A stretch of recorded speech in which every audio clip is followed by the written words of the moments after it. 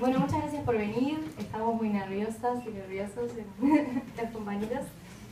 Bueno, mi trabajo de investigación de taller es un tema que a mí me interesó siempre mucho desde el segundo año de facultad, que participé en una exposición en la Intendencia que hicieron sobre explotación sexual de niñas, niñas y adolescentes.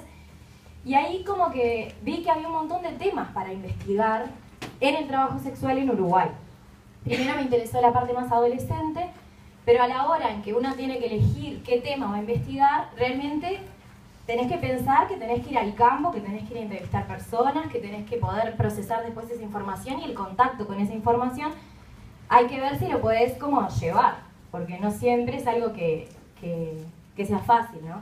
Justamente el trabajo sexual era algo que era como una incógnita para mí porque nunca había tenido contacto con ninguna trabajadora ni con nadie relacionado y bueno, era como un campo sin exploración. Entonces preferí centrarme principalmente en las mujeres mayores, adultas, mayores de 18 años que eligen trabajar en esta actividad, porque si no es una elección, hablamos de trata, no hablamos de trabajo. Y bueno, entonces me centré en realizar una investigación que se aproxime al debate que existe en torno a la prostitución como trabajo, porque no es una categoría cerrada, es algo que por la ley podemos ver que ya es un trabajo desde el año 2002 y en Uruguay tenemos leyes sobre prostitución desde el siglo XX, desde principios del siglo XX. Pero el concepto trabajo, que lo incluya en el censo de población, que se incluya en el Ministerio de Trabajo, que las trabajadoras puedan aportar al BPS, tener derechos sociales, es algo que recién empezó a pasar en 2002. O sea que en todos esos años las trabajadoras sexuales no tenían, y los trabajadores no tenían ningún tipo de respaldo estatal para su actividad, más allá de que no estaba prohibida en Uruguay.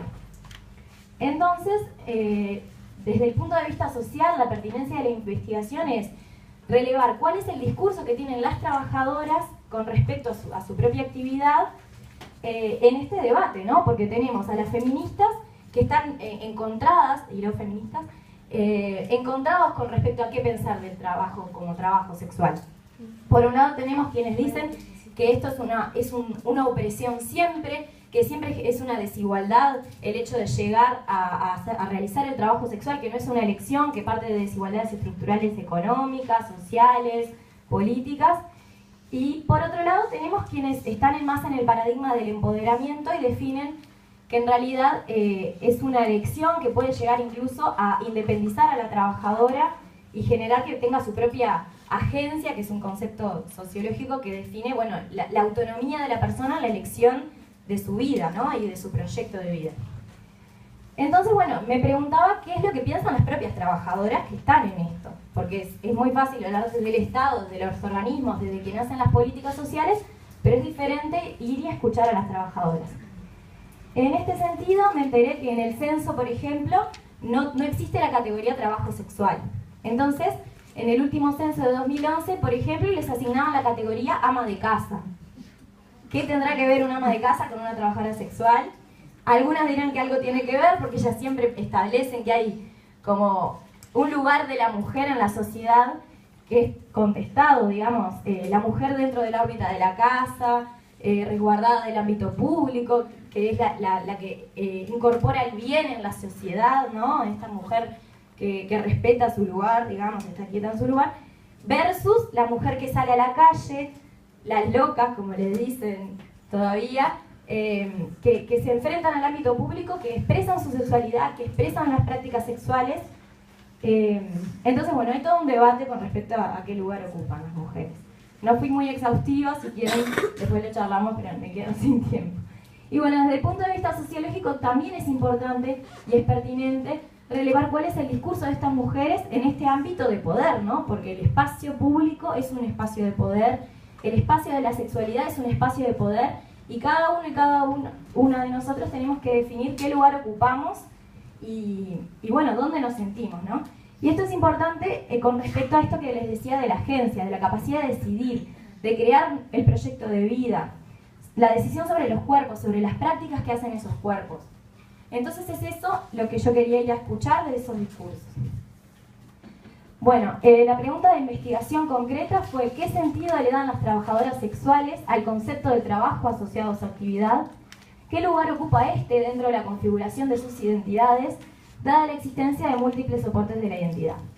Esto es un debate que todavía no cerré en mi trabajo, en mi marco teórico, porque el concepto de identidad incluso se ha ido transformando en la sociología y hay todavía debates abiertos sobre si existe una identidad, si tenemos una identidad compuesta por un montón de cosas que yo le llamo soportes, que puede ser, bueno, la maternidad en el caso de las trabajadoras, no sé, el espacio, qué relaciones tienen con el espacio público, las actividades que desarrollan, los intereses culturales, actividad política, intereses religiosos, lo que sea.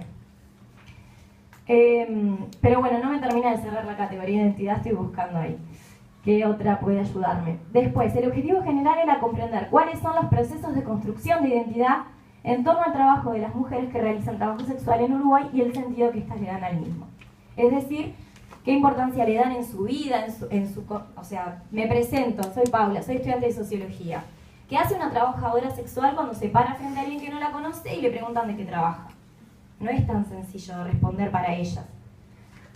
Bueno, entonces está conocer qué soportes de identidad tenían, qué lugar ocupa el trabajo, la comprensión del sentido que le dan al trabajo y relevar si hay marcas de estigma asociadas al trabajo en la construcción del discurso sobre sí mismas y qué estrategias tienen para relacionarse con él. El concepto de estigma lo trabaja Goffman, que es un autor de la sociología, que probablemente lo trabajarán quienes estudian sociología, que establece que hay marcas que nos definen a nivel social. Acá está el abordaje teórico. Es un atributo de la persona que resulta profundamente desacreditador, que captura toda la atención de la persona, dejando reducida a ella a un único atributo, que se impone por sobre los demás.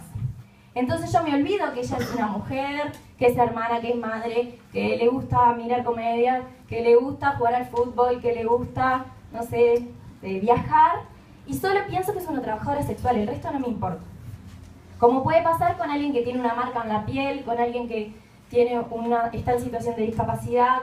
Hay un montón de marcas que nos estigmatizan y generan que la persona quede como nublada en un único atributo.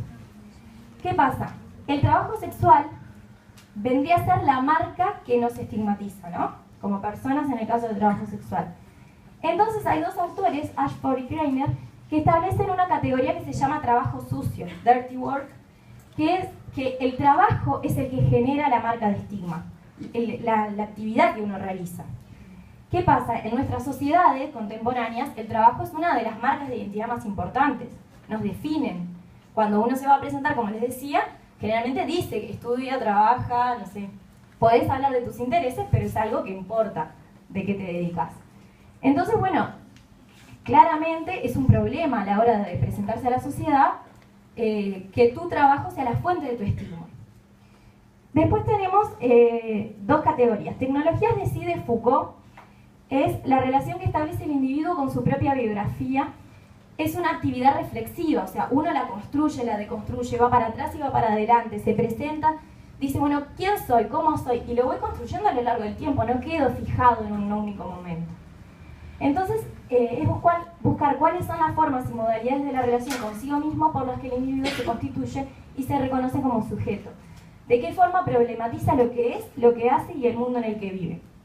¿Sí? Esto es un poco lo relaciono con el concepto de agencia que les venía diciendo. Y por último, hay una categoría que trabajan las investigaciones en las que yo me basé, que elegí las investigaciones que se parezcan más al trabajo de campo que a mí me interesaba, que era que hicieran entrevistas con las trabajadoras, y es el trabajo emocional. Que el trabajo sexual no es solamente ofrecer prácticas sexuales, servicios sexuales. También es tener que lidiar con las emociones con las que viene la persona, el cliente, que va a consumir ese servicio sexual, y también controlar mis propias emociones, porque yo estoy generando algo en el otro, pero también me generan cosas a mí. Entonces es como una categoría muy compleja del trabajo, que en los trabajos que ofrecen servicios es algo que sucede en muchos, quienes atienden en un comercio, quienes tienen que atender el teléfono en un call center, tienen que manejar sus propias emociones y las emociones del cliente. Entonces requiere un particular manejo de la actuación.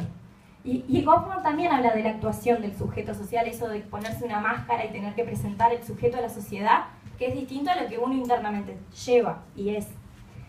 Entonces, es asociado este concepto específicamente a los trabajos que realizan las mujeres, porque implica, está asociado con todos los trabajos que nos coloca la sociedad para hacer, como es los cuidados, el pensar en el otro, la educación, el trabajo social, que es colocar la emoción mía con la del otro y tener que controlar mis propias emociones para lograr el fin que tengo con la otra persona. Bueno, yo seleccioné los casos yendo a una policlínica del Hospital Maciel, en la que las trabajadoras se hacen la libreta para poder ejercer. Si las personas no se hacen el control de HIV, de distintas enfermedades de transmisión sexual, no pueden ejercer, la policía las puede parar y llevar detenidas por no tener ese permiso. Eso está establecido en la ley. Y en la policlínica de Maciel, las que trabajan en Montevideo van a sacarse allí el permiso, digamos que le dura un mes y al otro mes se tienen que hacer los controles de nuevo. Y después contacté allí a la dueña de un prostíbulo, que era acá de Montevideo, cerca del Palacio Legislativo, y empecé a ir en distintos horarios a charlar con las chiquilinas que trabajaban ahí, que es como un cuerpo estable que trabaja allí. Y bueno, nada, como que tuve muchas entrevistas grupales yendo ahí a charlar con ellas. En total realicé 11 entrevistas individuales en profundidad y 5 entrevistas a un mismo grupo. Además hice 3 entrevistas a informantes calificados, que son quienes te pueden dar piques de cómo hacer el trabajo, o por ejemplo, entrevisté a alguien del Ministerio de Salud Pública sobre en qué está la ley de trabajo sexual y su aplicación, o a la psicóloga de la policlínica para saber qué piensa. Y después de 3 instancias de taller, de estas que les conté, que fue como me fui acercando a la temática. Las técnicas fueron entrevista en profundidad, relato biográfico, porque yo les preguntaba sobre su vida. La primera pregunta, ¿cómo y cuándo naciste? Y a partir de ahí, tratar de tocar todos los puntos que a mí me interesaba que ellas me contaran. Y bueno, mis primeros hallazgos, y para finalizar, es complicado de resumir, pero bueno, en primer lugar, sé que hay trayectorias diversas que empiezan a distintas edades. Yo podía tener el preconcepto de que todas empezaban siendo menores de edad, que eso es explotación sexual. Pero no es así. Algunas empezaban por decisión propia, siendo adultas, de 30 años, por primera vez, y también con distinta trayectoria en el sistema educativo. Algunas se habían desvinculado desde la escuela, otras habían terminado el liceo. Por distintas razones se terminaban vinculando al trabajo sexual. Después, generalmente, y eso fue un rasgo bastante común entre todas ellas, habían ya conocido a alguien que estaba en el ejercicio del trabajo sexual y les comentaba los pros y los contras de vincularse con esta actividad. El otro rasgo casi que general, aunque no todas eran madres, es que tenían hijos y era uno de los fuertes vínculos que las ataba, digamos, a esta actividad, porque era una manera de sostener su hogar. Y en esto llego a lo siguiente, que existe una necesidad económica que la lleva a vincularse con esto, pero no en todos los casos. Hubo casos que tenían ganas de realizar esta actividad, que era una manera de liberarse, de conocerse, de salir al mundo. Hay de todo, es difícil hablar porque todavía no hicimos el análisis, como decían. Y bien, y bueno, está esto de una vez que entraron, por la razón que sea, la independencia económica que les trae este trabajo, porque realmente se accede a una cantidad de dinero mucho mayor que cualquier trabajo no calificado al que se accede en Uruguay. Estamos hablando de 30.000 pesos en promedio por un mes, trabajando 8 horas más o menos, o un poco menos. Tiene eso de poder ser independientes, ¿no? Generar nuevos proyectos. Y una de las cosas que me llamó la atención y no esperaba es que todas están tratando de encontrar su vivienda propia, de hacerse su casa, de comprar su terreno, de arreglar su casa, como que es uno de los sustentos que más buscan. Después está el tema de la identidad, ¿no? Y de que tienen que crearse una vida paralela para contarle a sus clientes y después ir a su casa y contar una vida de qué trabajan, por ejemplo, inventándose un trabajo. No pueden, no le cuentan a toda su familia de que trabajan, mucho menos a sus hijos. El gran miedo es que sus hijos se enteren de esta actividad porque justamente saben que reporta un estigma para ellas y para sus hijos. Entonces es complicado en ese sentido. Y después está eso del trabajo emocional, de tener que lidiar con un cliente que viene con sus propias ideas, que entra a la pieza y como para que lo atiendan, pero en realidad todos los días tienen que estar lidiando con los problemas del otro, que las trata de psicólogas, y en eso también las colocan en un rol de cuidado a la hora de pedir que los cuiden, digamos, escuchar mi historia, pero nunca hay una devolución, o sea, nunca van a escuchar la historia de ellas, o en muy pocos casos. Y bueno, está eso de lidiar con sus propias emociones y con las de los otros. Así que bueno, nada, ya estaría terminando.